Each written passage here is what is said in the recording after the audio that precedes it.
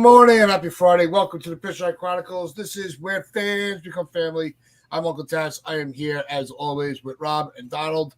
And, we came on the show Wednesday after a nice win, a team win, contributors, that are kind of like the unusual suspects that we don't usually see contributions from.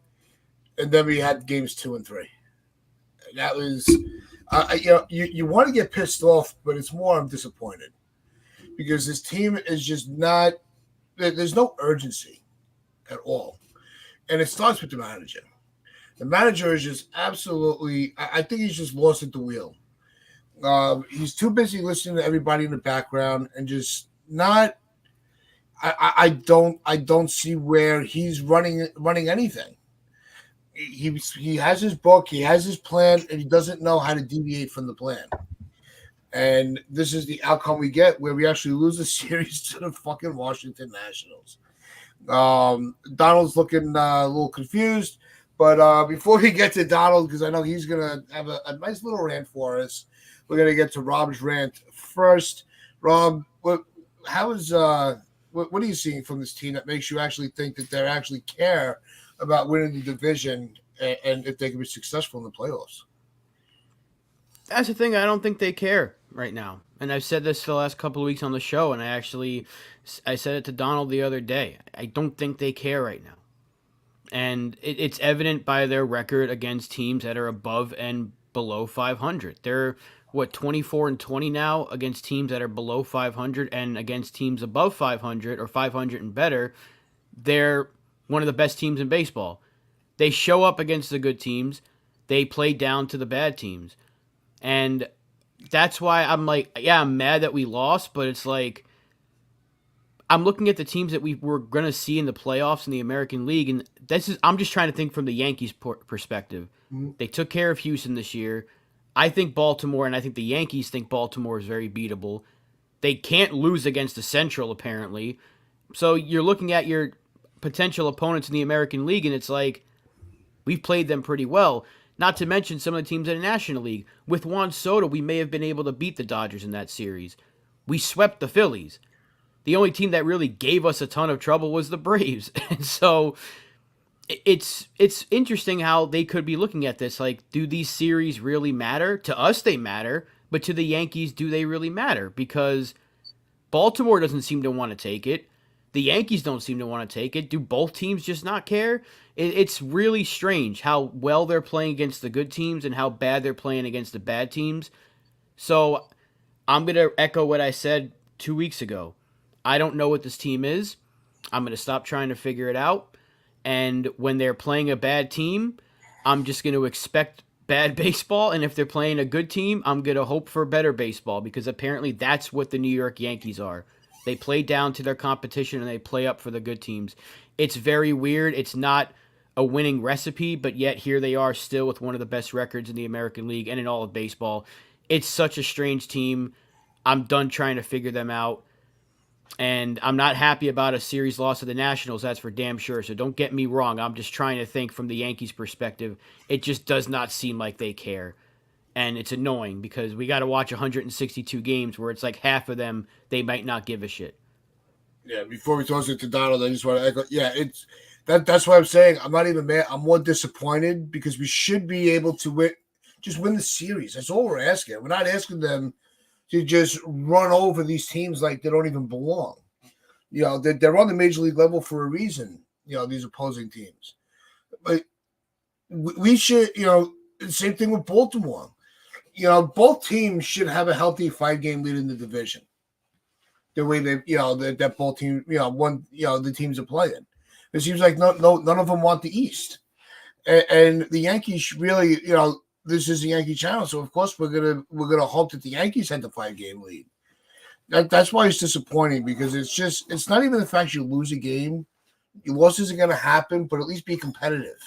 And the Yankees were not competitive in those 2 games. Donald?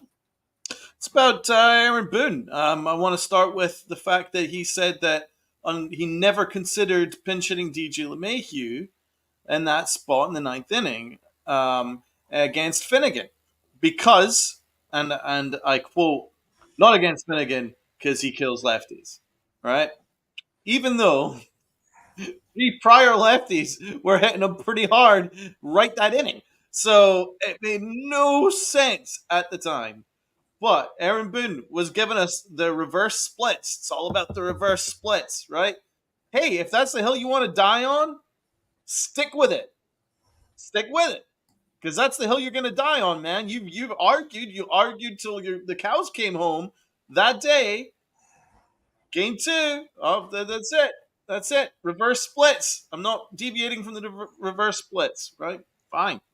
The next day, exactly the same situation came up. Exactly the same situation. Ninth inning. Finnegan, lefties, hitting them pretty well. DJ comes up. What does he do this time? He pitch hits DJ LeMahieu.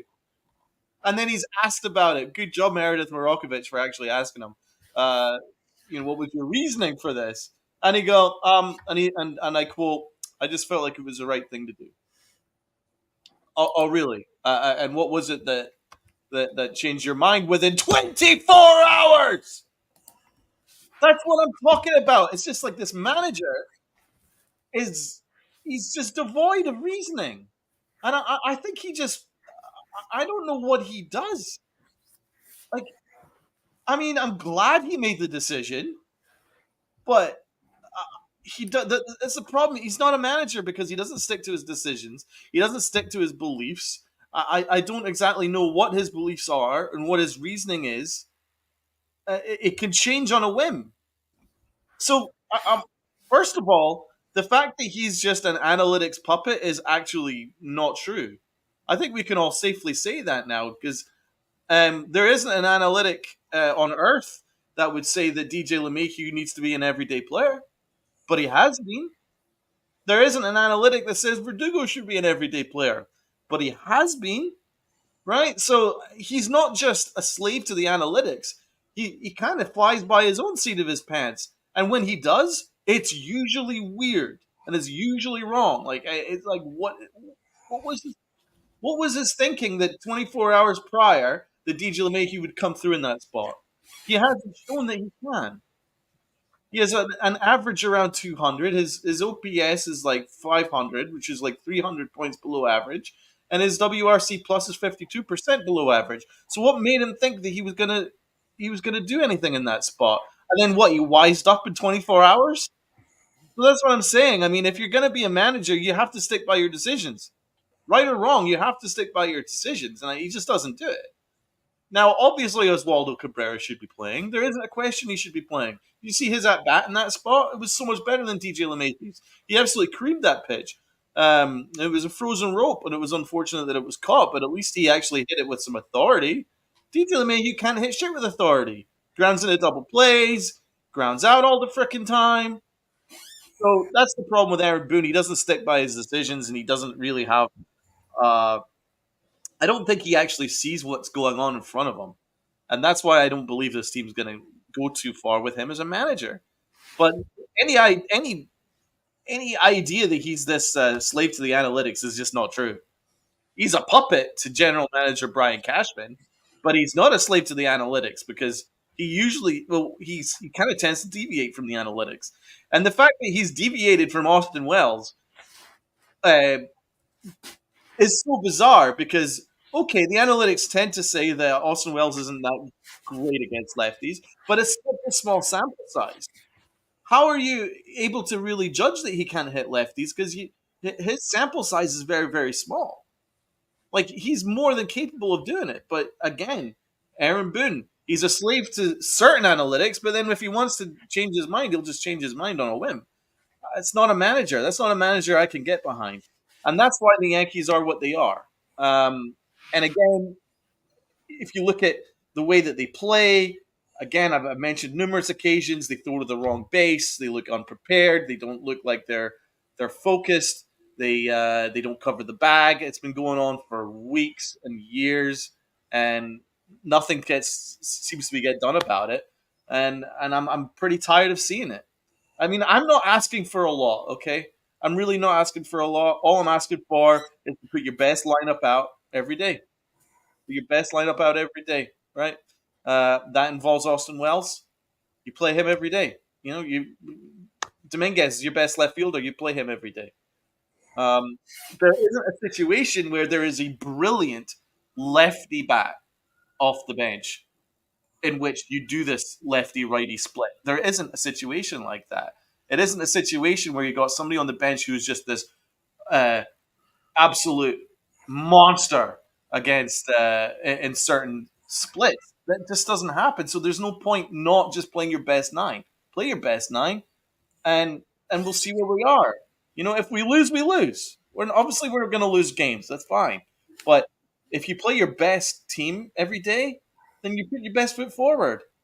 I'm not asking for much. It's not rocket science. So your best team should involve Giancarlo Stanton DH, Oscar catcher, Dominguez left field, Judge center, Soto right. First base, well, I mean, it has to be Rizzo and probably Oswaldo Cabrera. We don't need DJ LeMahieu anymore. It's done. Goodbye. Thanks very much. I really appreciate your couple of years where you were really good, but you're cooked now. So goodbye. We move on.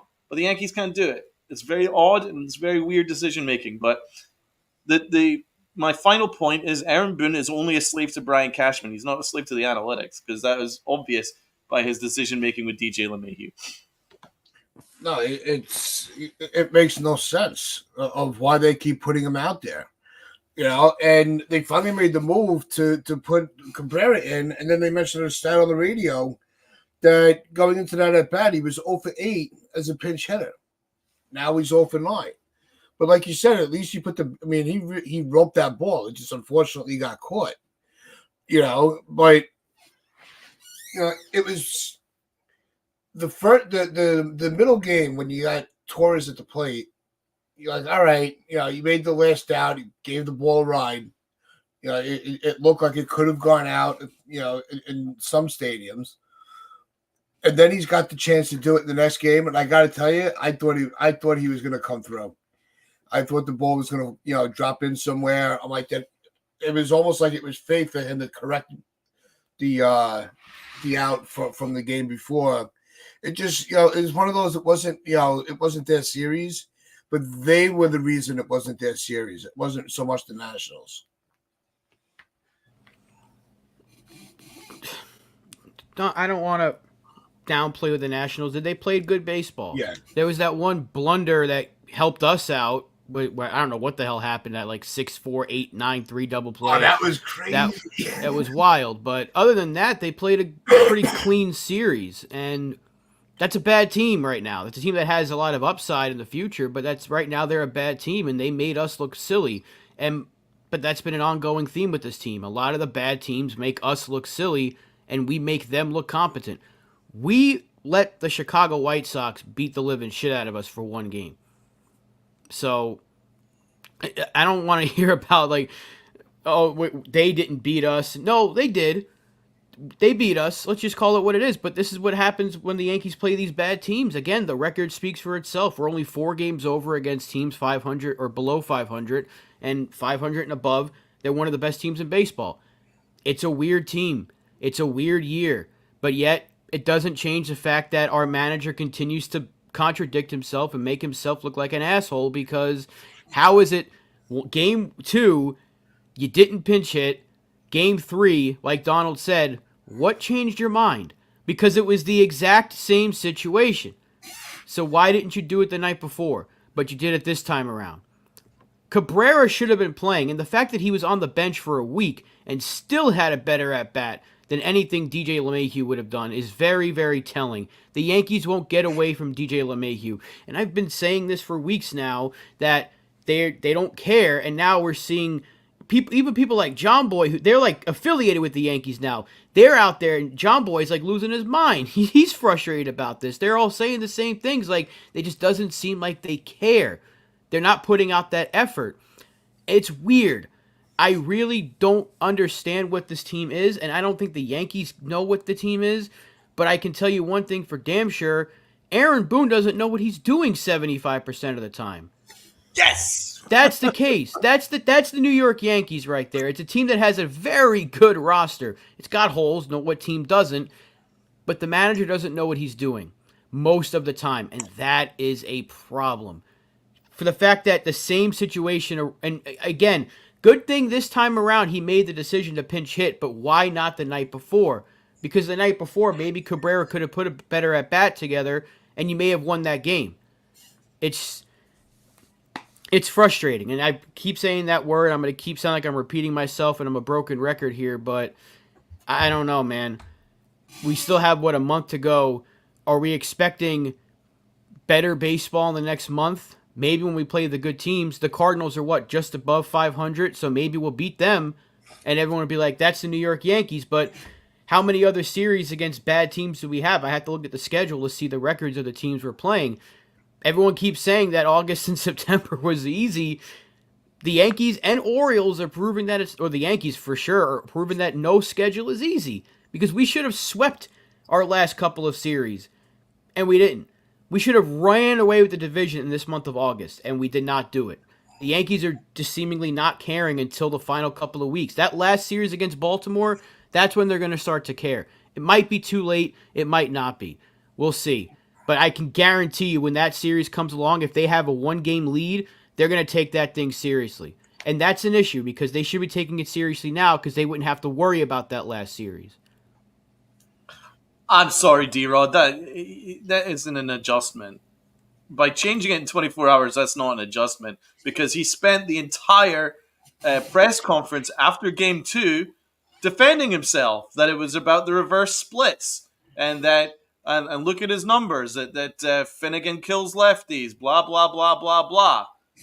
24 hours later, what does he do? He has Oswaldo Cabrera back from the left side the next day.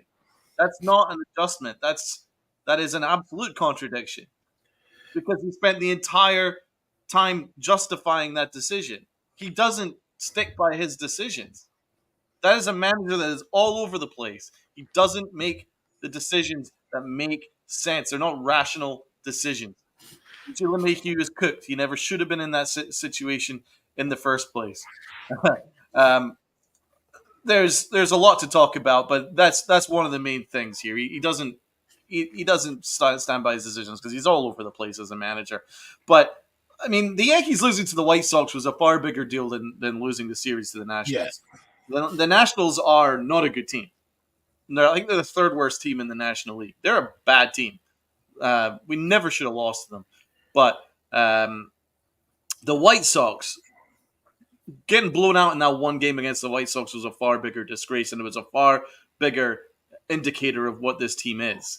I think if you're looking at it and you're taking a step back and you're looking at it, what we were 13-11, 14-11 this month in a very easy month. I think that's what we are. I think we're a slightly above 500 team, and I think we have been for a long time. Obviously, we started off incredibly hot. Then after that, we went incredibly cold. And since then, it's been 500. I think that's what we are. I think we're just a slightly above 500 team. It's been that way with Aaron Boone for a long time. If you look at those numbers, that's kind of how it's been, especially post All-Star break. We're just a slightly above 500 team. We have been, and I think that's what we're. I think that's where we're at because it doesn't make sense to be this bad against bad teams and be pretty damn good against good teams. And I think we're going to regret it. I think in September, things get a lot more difficult. You got the Royals, you got the Red Sox, you got the Rangers, you got teams that are pretty good. And I'm sorry. And then you got the Orioles. The Orioles aren't good. We could beat the Orioles, but I'll tell you what, teams have an advantage on us now because they know if they send some lefties against us, we're cooked. I mean, the Nationals sent out Mackenzie Gore, who made us look average, and then Corbin Burns, who had the worst registered ERA in Patrick Corbin. Let's not confuse him for the good Corbin. Right. Sorry, Patrick Corbin sent out the worst ERA, and he made us look like amateurs. So it looks like whatever lefty we face, we're in a lot of trouble, and that's going to be a disaster in the playoffs because we can't hit lefties. So whichever team we face in the playoffs, if they got some lefty starters, we're cooked. That's what it says to me. Because if Patrick Corbin is kicking our ass, Kenzie Gore's kicking our ass, then anybody could kick our ass. Yeah, it's part of it. You can't say that the Yankees are a bad. I'm not going to say the Yankees are a bad team. They played down to their opponents. Yes, they've underperformed in series with teams under 500. Absolutely. But to say they're a bad team, they're not in first place for no reason. There's a reason they're still in first place. There's a reason they still have one of the better the second to best record in baseball, and they have the best record in the AL. If they're a bad team, what is that? What's your what's the opinion of everybody else in Major League Baseball? How bad are they that they haven't been able to jump over the Yankees in the record? I don't think it's a bad team. I don't think it's a well constituted team. No, I just think that it's especially after the trade deadline. Right, I made I made the statement. Sometimes these teams where they're on the rebuild can be the most dangerous because now you have players that feel confident that they weren't moved, and I think that's what we saw with this series with the Nationals. Almost like what we talked about with the Orioles 2 seasons ago, how it looked like they had a really good young core that was going to be on the rise. I think the Nationals are in the same boat.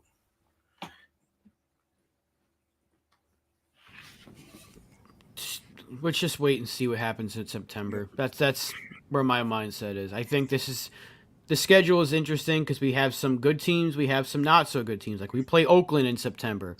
More than likely going to lose 1 or 2 to them potentially with the way they play. But if you look at the rest of the month of September, Chicago's over 500, Kansas City, Boston, I think Seattle still is, Baltimore, and Pittsburgh's right around where they were.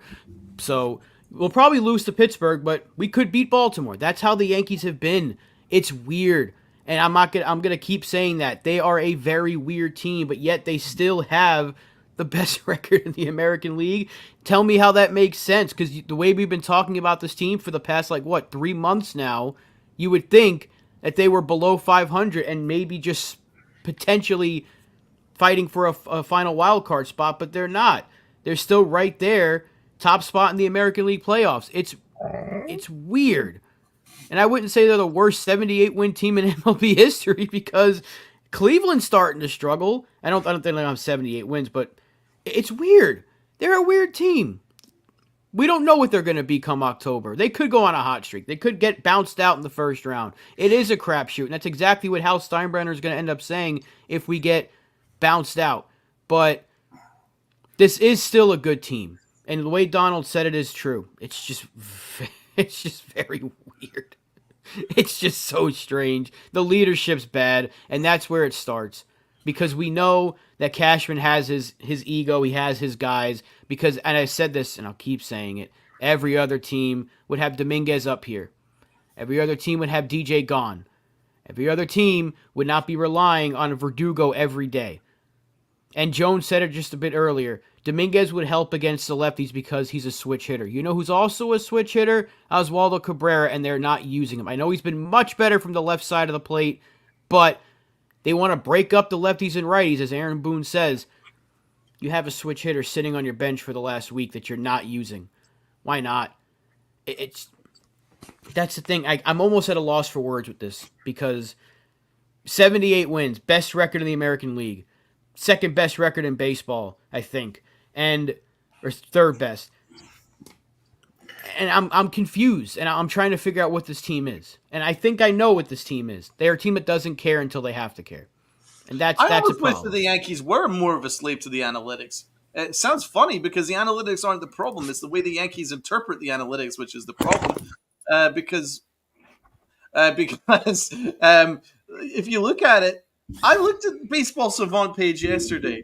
Oswaldo Cabrera has no business never being used. He actually has some things that you can work on. He has there's some nice metrics that you can work with here, especially from the left side. But the Yankees don't do it. They ignore him.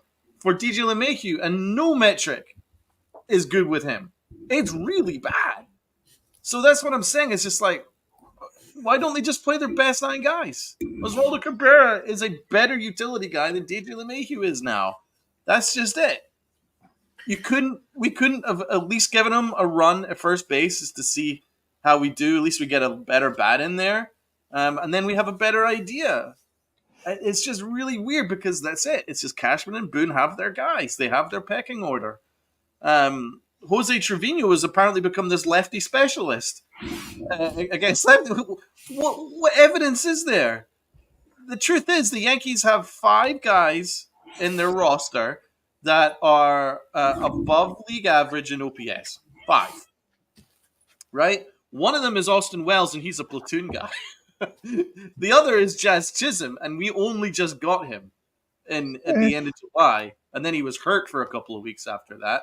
So that's what I'm saying. Then it's just basically Soto and Judge, and that's the problem. And Stanton, but again, Stanton was hurt for a long period, so that's why the Yankees are in this tough spot where they have 2 guys that you can rely on, absolutely brilliant, above great hitters. But after that, it's up in the air, and that's why I don't think it's a well constituted lineup. Because if you've only got 5 guys in your roster that can hit for league average, above league average, then that's kind of a problem. Because you saw it against the Nationals, Soto had an off series. He was off this series. And if Aaron Judge doesn't hit a home run, I'm not quite sure where the runs are going to come from, especially in days where Austin Wells doesn't play. So that's why I have issues with that. I have issues with their bullpen. Again, I really don't understand their decision making where Aaron Boone says there's not a lane for Scott Efros. I mean, what are we doing? Why is Scott Efros not involved in this bullpen? Like, our bullpen is this fantastic situation. It's kind of up in the air. I mean, what do you think of that excuse, Rob, that there's not a lane for Scott Efros? I just don't think Efros has been doing very well in AAA. That's my thing. He hasn't really been wowing anybody. His velo's down. He doesn't throw hard to begin with. So I'm not really too worried about that. I also think because he's got options that they're going to use that because they know they have to make space for the guys that are returning from injury. Because Efros is already cleared from his rehab. I think they just option him to AAA. I think. But they have to get Hamilton back, Poteet, and Schmidt.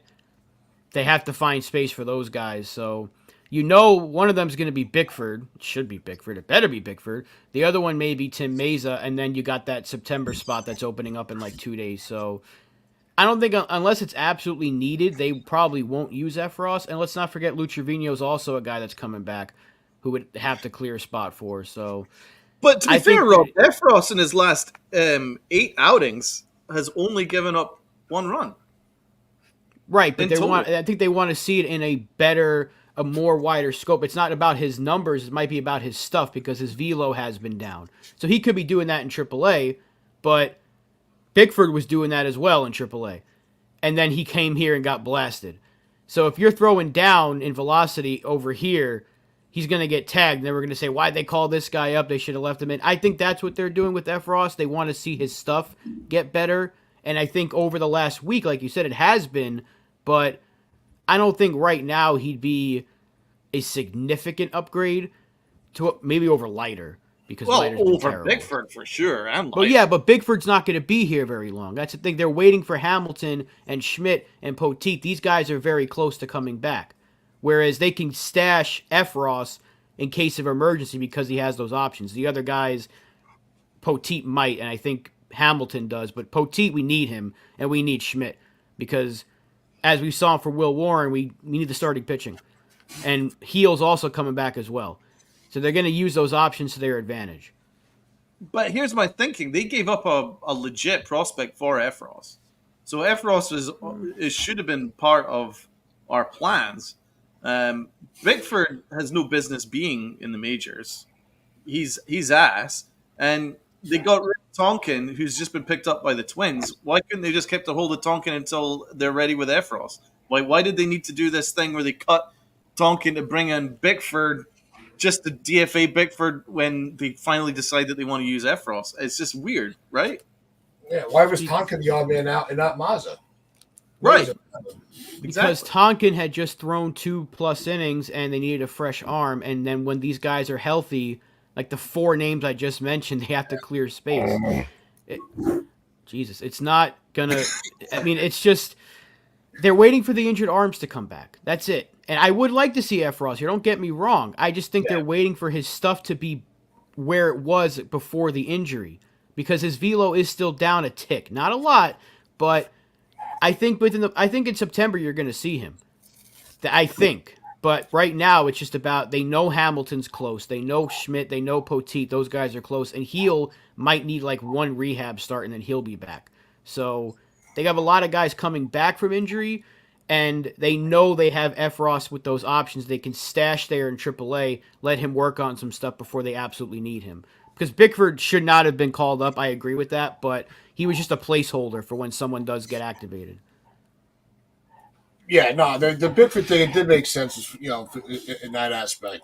And they do want to see a little bit more from Efros before they call him up. But, good. Last 6 weeks. Yeah, I don't know maybe they're waiting for September so it's easier to make some adjustments. I don't know. It doesn't. This is why we get so aggravated with the team, is because they can't make up their minds on what their plan is. They change the plan every day. And as far as Boone with his decisions, and the reason why we were referring to it as a contradiction is because it's not like this was a rarity with him. He's always saying one thing and then doing something else. Yes. So he's always in a bad face of, well, we're not going to take playing time away from Wells when Trevino gets back. He's back one game and he's already back to platooning the 2 of them. So that's why it's not that he's always contradicting. He's so inconsistent with his his statements. It's crazy.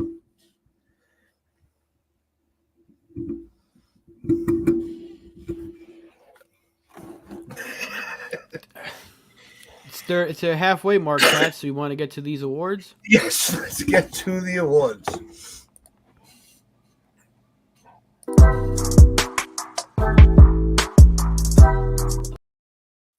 What is up? What is up? What is up? What is up? Tats, could you mute the mic before you talk? Just the talk is so loud. It's kind of distracting. So first of all, guys, everyone that's in the chat, hit that like button for us, please, if you could. We want to get those likes up. Helps with the algorithm. Another thing, anyone who's watching, even after the show, hit that sub button for us. Let's continue to climb to 800. Hit that sub button. Got some exciting things coming up. We got memberships that we're hoping to get sorted out very, very soon. And we have lots of exciting things on the way with this channel. So we want to get those subs up so we can deliver that for you guys. So hit that sub button for us. Hit that like button. Now let's get into these awards in this absolute disaster of a series. Let's start off with the MVP. I'm more tempted to give the MVP to the pigeon that was just hanging out at home plate for the early part of the series, because that pigeon didn't give a fuck, because they're like, the Yankees can't hit anything, so they're not going to hit me. That's what the pigeon would say.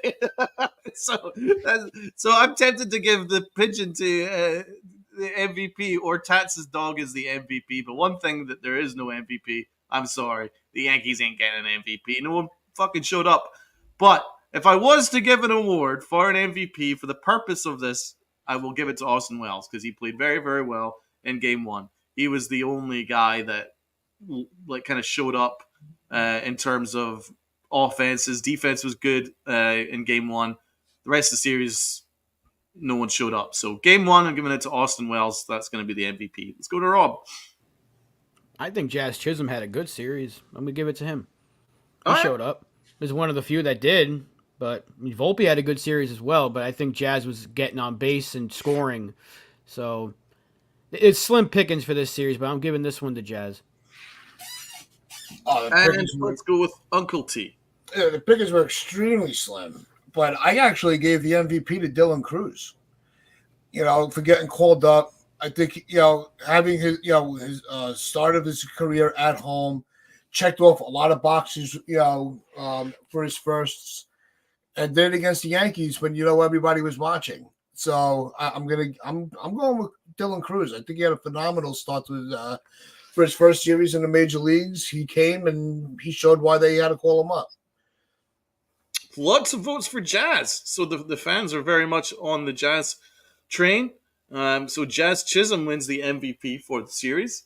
Good job there. Let's go with the low-key MVP. I'm going to start with Rob to help me. I got Anthony Volpe. He's the other one that actually showed up this series. We didn't get much production from our big bats like Judge and Soto. They kept him out of the game, which was good on the Washington Nationals pitching. Again, slim pickings. I want to give my awards to Yankees. I'm going to try my best, and I think Volpe deserves a shout-out because he's been a lot better in the second half, but a lot of people don't want to recognize it because they don't like him a lot. So I want to give him a shout-out. That's my shortstop, and I'm going to continue to defend him. My low key, I'm going to give it to Mackenzie Gore. I thought he was fantastic. I can't give a low key to the Yankees. No one else showed up really for me. Jazz arguably did. Wells did for game one, and Judge defensively, but not too much for the Yanks. So I'm going to give low key to Mackenzie Gore. I was very impressed with him actually. I thought his off speed was fantastic. Kept the Yankees honest. And the Yankees really couldn't get a handle on him. He looks like he's got a little bit of something. He just needs maybe a good organization to work out his kinks a little bit, and maybe he could be someone moving forward. He's pretty good. So shout out to him. He gets the low-key MVP. Go to Uncle Tats. Who's your low-key? I had Jazz. I think Jazz had a really good series. I wanted to give it to Torres, but the making the final out in those two games, not really capitalizing on the opportunity to redeem himself, even though it wasn't for a lack of effort. He put together some good at bats, but Jazz really had a good series. I think he really showed why the need for him on this roster. So I gave it to Jazz. All right, let's ask the chat. What's the chat got? TC says the Yankees defense was the MVP. You obviously must be just talking about game one because game two and game four was absolute clusterfuck defensively. What else have we got here? Boone low-key MVP for being an idiot. Oh, I like that. If you guys are giving Jazz the MVP, then someone else has to be the low-key. But there isn't really too much to go with there. So let's go with a clutch award. My clutch award is going to be Aaron Judge. His multiple catches at the wall were crazy in game one. That's the reason why the Yankees won that game. He was great, and he was one of the only guys to get a hit in the series as well. So I'm going to give him the clutch award. Let's go with Rob. Yeah, that was probably the only clutch moment of the series was Judge making that several catches out there in the outfield. But the home run robbery may have won that game. Score might not have shown it, but if that doesn't happen, they may not have won that game. So Aaron Judge, it seems like even in a series where his offense isn't great, he finds his way to get himself an award, and he gets the clutch award for me. That's my man of that, Uncle T. Yeah, I had the Yankees outfield as a whole. I think they had a really solid defensive series. They were putting their bodies in jeopardy. Judge with the run home run, Verdugo, sacrificing his body to the wall, which I think is still probably dented because he hit that hard. But even Soto made some really nice defensive plays. They read the ball in the air really well. That looks like a very large outfield to play. So the fact they were able to cover all that ground and show some defensive strengths, So yeah, it's the Yankees outfield. Wasn't one of his catches given like a 2% probability? It was, The home run, the robbed home run. yeah, absolutely amazing catch. Aaron Judge really stepped up there, man, because Nestor was leaving a lot of pitches over the plate, and it was getting rocked. But Judge was just catching everything deep, deep into the outfield. So, I think the clutch award definitely goes to Aaron Judge, and it looks like the fans tend to agree. So that makes things easy. Let's go with the pitching award. Should be interesting. Let's start with that, Rob. I mean, and I know I want to give this to a Yankee, but considering he's linked to the Yankees forever for the fact that we wanted him in free agency, and somebody that is in our chat a lot wanted to trade for him several times over the last few years. It's Patrick Corbin. The guy shut us down. The worst pitcher in baseball shut us down, and he deserves some credit for that because that was probably the best he's looked in since he hit free agency. So for one start, the Nationals got their money's worth. Maybe. Yeah, Spencer agrees with you too. He just shot the text over. Yeah, Patrick Koufax. You're right, TC. Patrick Koufax. I like that one. That was a good one. I'm giving it to Holmes. I think he had the save. It was one of his better outings of late. I know he came in that tie game, struck out the side, and then he followed it up with his performance in Game 1. And who knows if we're ever going to get a chance to kind of give him any credit. So I'm gonna take advantage of it while I can, and I'm gonna give the award to Holmes. How would we? Because the chat is going with Nestor Cortez.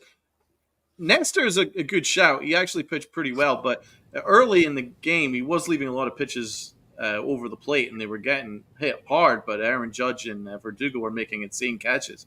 Otherwise, it would have been a different score. Yeah. But afterwards, he settled down and he pitched very, very well. So it's kind of difficult to judge Nestor on that start. So I will go with Patrick Corbin / Koufax, as TC Steele says. I think he probably deserves it because that was ridiculous. I don't know how he did it, but he did it. He completely shut us down. So he gets that award. Let's go with Aaron Boone out of 10. Ugh. Should be interesting. Let's start with Rob. 0. 0. I can't explain him. I really can't. He can't explain himself. No. His adjustment was just him contradicting himself. So. Yes. Congratulations. I don't fucking know. 0. And Tats. I gave him a 2. I wanted to give him a 0, but we did win a game. So, he did make the switch to pinch hit with Cabrera, that we were begging for. So, he read the room, made the change. So he gets 2 points for that. TC Steele's minus 50, CT minus 4, Damian 0. So you're saying Boone did not have a good series? Boone 0. Absolutely spot on. It's a 0. And what Rob said is exactly what it is. He can't explain himself. And that's what it comes down to. If you as a manager can't explain yourself, then how are you going to explain anything to your locker room? God knows what this locker room really, well, apart from like the ones that love him, like Aaron Judge and stuff, like what they really think of him. Because his leadership, like from an outsider's perspective, when he speaks and stuff, he just seems like a nice guy, but he doesn't seem to have any clue as to what he's doing. Because if you can't explain yourself, then what's the point in your decisions? And as Tad says, yeah, he made the decision to change it, but I think you're right. I think he did read the room, which is also part of a problem. Because he probably saw himself getting slaughtered, and then he's like, shit, well, maybe I'll maybe make a change. Because he got slaughtered for that decision with DJ LeMahieu. So he doesn't stand by his decisions. He's all over the place as a manager. He gets a flat 0. He's a bad manager. He is a bad, bad, bad manager. Flat out bad. Let's move on. Let's go with the L. Lots of candidates. Let's start with Rob to break it down. Oh man, I'm saving my worst of the worst for somebody that hasn't been mentioned on the show. I don't think ever. But the L for this series, I want to give it to DJ, but he did have a couple of sack flies in that one game, so he did contribute a little bit. The L's going to Aaron Boone because he decided to go with these lefty-righty matchups, and he gets proven wrong in that same game because he pinch hits for Austin Wells, who had 2 much better at-bats than anything Trevino's done in the past month. You could give it to Soto, Damian. You could, because Soto struggled mightily this series. But I want to give him a break because I know his last couple of weeks have been pretty rough, but he's still one of the only contributors in general. But Aaron Boone's decision-making in this series was just so puzzling to where even like his biggest defenders are kind of like, what the are you doing? So, yeah, I'm giving the L to Aaron Boone. Let's ask Uncle T. Yeah, no, I have Boone for the L. Terrible, it was just very poorly managed. The upset, and it's. I don't think I don't agree with. I don't think I agree with any decision of his. Everything had me scratching my head. So he could get the L and the Hicks, but right now he's sitting in the L spot. Well, I've got a joint L to give out, and it's Trevino and DJ LeMahieu. Their defense, especially in the 6th inning, was by far one of the most disgusting defensive outings I've seen in a long, long time. Trevino throwing it to the wrong base because, well, nobody was covering the base, so it was a nice throw. But apart from that, he played horrible defense. Trevino was ass. He even allowed a fastball to go right through his glove. Trevino had a horrible game, and DJ LeMahieu is worse. DJ LeMahieu was categorically worse.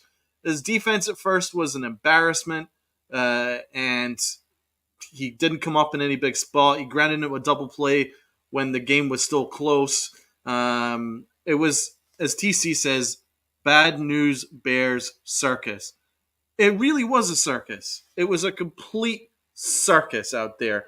The defense in Game 2 was an absolute embarrassment to any organization. If the Chicago White Sox, with their 17 fans in the stands and their 29 wins for the season, did that would be a problem. There would be people being DFA'd. There'd be people being sent down for that alone. But it's okay if it's Aaron Boone and his Yankees who are apparently competing for a World Series. Apparently, you got guys don't cover the base. You got guys forgetting where they are. You got guys things going over their heads. You got balls being flown left, right, and center, and they can't hit runners in scoring position. So yeah, absolutely, Aaron Boone is a joke. But so is Trevino and DJ LeMahieu. They're getting the L for this series. I thought they were a freaking travesty. Absolute travesty. They should all be ashamed of themselves, honestly. Because, I mean, listen, Trevino's bad, but he's not that bad. Right? DJ LeMahieu sucks. So, that's where we're at. They should be playing better. Let's ask what the fans are saying. Lots of different ones. Boone in the infield defense for the L, says TC. Bad news bears circus. Joan, yeah, lots of different guys. Fundamentals suck. Yeah, well, there's a lot of different options. It really was bad. Let's go with the Aaron Hicks Award for the worst of the worst of the worst. Let's start with Rob. Stephen A. Smith. That moron. The fakest Knicks fan of all time. I don't even like the Knicks, but I like how Knicks fans continuously band together to hate on that guy because he only joins in on the fandom when they're good. This idiot went on his show and said that Aaron Judge has Juan Soto hitting behind him, which is why his stats are so inflated. Has he not watched a game this year? No. A single game. Because I don't know about you guys. I don't know about anybody in the chat, but maybe someone can correct me. But Aaron Judge has been hitting behind Juan Soto this entire season. So to say that Aaron Judge's numbers are where they are because he has Soto hitting behind him makes you look like an even bigger clown than you already are. Stick to basketball, Stephen A., because you don't know baseball at all, clearly, and you don't know football either, if we're going to be honest. But you definitely don't know a goddamn thing about the New York Yankees, who you claim to be a fan of, and you don't know a fucking thing about Aaron Judge. So do not disrespect Aaron Judge the way he tried to. He's had some absolute clusterfucks hitting behind him, and he's still putting up an MVP season. And then he goes and defends Ohtani like he doesn't have Mookie Betts hitting behind him. Thank God Jazz Chisholm went out there on Twitter and defended our captain. So I want to give a shout out to Jazz Chisholm as well. Stephen A. Smith continuing to show why he's a clown. Nobody likes these shows anymore. Thank God Skip Bayless' show is done on Fox, but that's another story. Stephen A., First Take, ESPN in general, bunch of dorks, bunch of clowns that don't know the sport of baseball. Just stick to the sport you know, or bring in people that actually know baseball to talk about baseball. And the fact that the Mad Dog was sitting right next to him and didn't even correct him. He didn't correct him? I was going to No, ask. he didn't correct him. Oh, for fuck's sake. Awful. Awful. They're not as bad as WFAN, but they're bad. It's an embarrassment, man. You're spot on. I'm glad you said that because that's the thing with Stephen A. Smith. You know he gets paid more than most all-star baseball players per year? He gets paid something like $29 million a year to spread misinformation. I mean, if you're going to get paid that amount of money, I mean, Jesus Christ. If I was getting paid $2 an hour to talk for ESPN, I would be prepared. I would know what I'm talking about. I would at least know where Juan Soto is and Aaron Judge is in the lineup, for Christ's sake. And apparently he's a Yankee fan. He doesn't watch the Yankees. He doesn't watch the Knicks either. He doesn't watch anything. He doesn't. Because he doesn't know what he's talking about. Every time he speaks, he says something that's blatantly not factually correct. So that's the truth, man. He's just there for a personality and to shout and to try and get people pissed off. And he does a pretty good job of that, to be fair.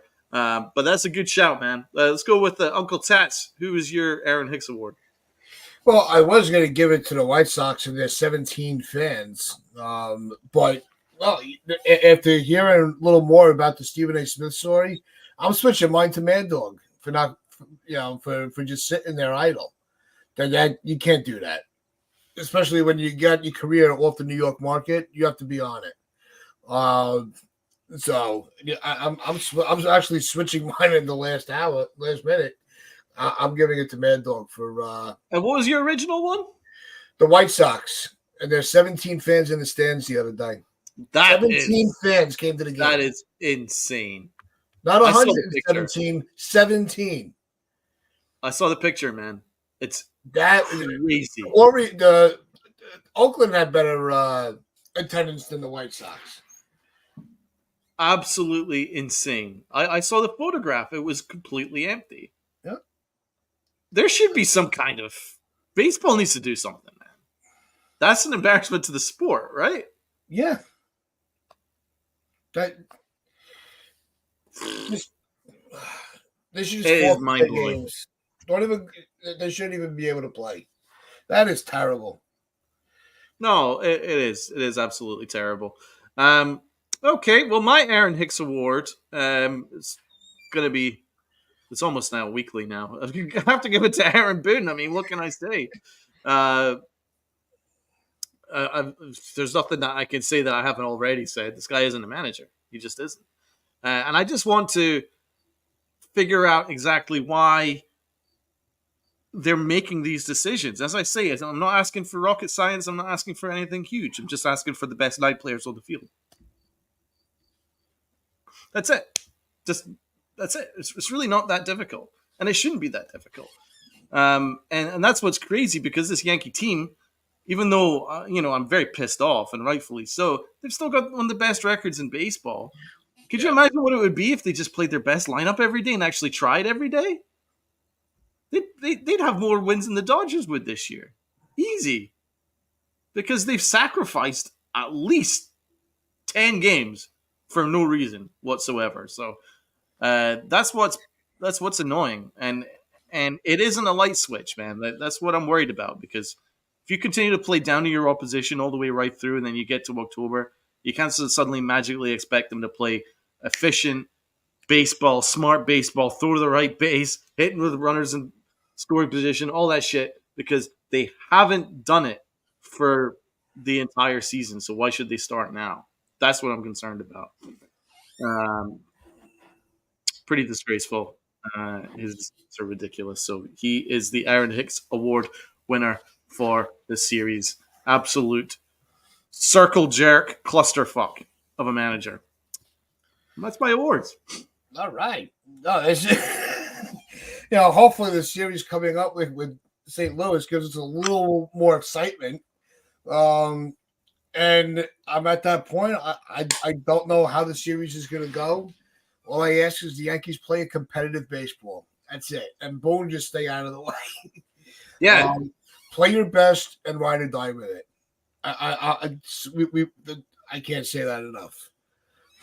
I'd rather live and die with the future than keep relying on the past. And are we going to be seeing Rizzo this weekend for the series? That's another big question. I hope so. I don't know, but we'll see. What the roster moves are going to be, September call-ups. So next week is going to be busy with a lot of different things to talk about. So make sure you hit those notification bells. Make sure you subscribe. Hit that like button. Share this out with your friends, your family. The strangers on the corner. And as we always say, wear those pinstripes of pride and play hard. Pray harder than DJ does.